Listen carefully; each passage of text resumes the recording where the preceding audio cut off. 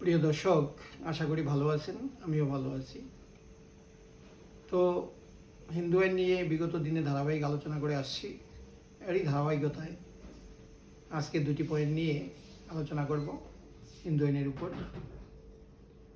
সেটি প্রথমটি হচ্ছে যে হিন্দু আইনে মতবাদগুলো কিভাবে রূপ লাভ করে, আর দ্বিতীয় পয়েন্ট যেটা আলোচনা করব সেটা হচ্ছে হিন্দু আইনে যে প্রধান দুটি মতবাদ, দায়ভাগ মতবাদ এবং মিতক্রা মতবাদ, এই দুইটা মতবাদের মধ্যে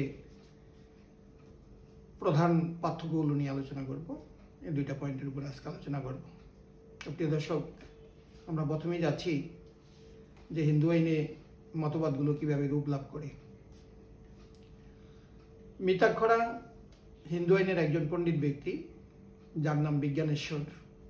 সেই বিজ্ঞানেশ্বর কর্তৃক একাদশ শতাব্দীর শেষের দিকে যজ্ঞবল্ক সংহিতার একটি চলতি ভাষ্য,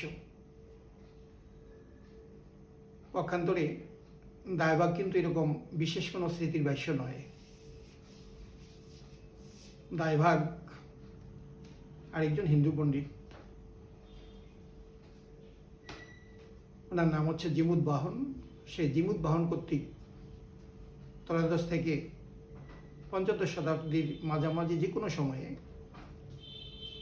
বিভিন্ন স্মৃতির উপর রচিত এই দায়ভাগ মতবাদ।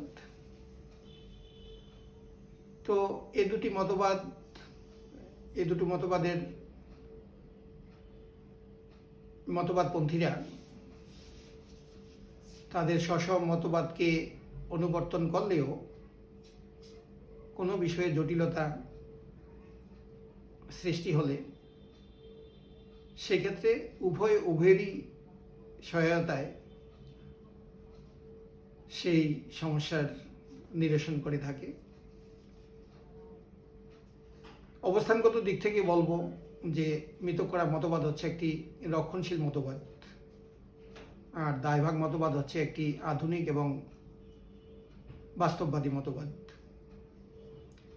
এই দায়ভাগ মতবাদকে অবস্থানগত দিক থেকে অনেকে আবার বেঙ্গল মতবাদও বলে থাকেন। এই মতবাদে দায়ভাগ, দায়াতত্ত্ব, দয়াকর্ম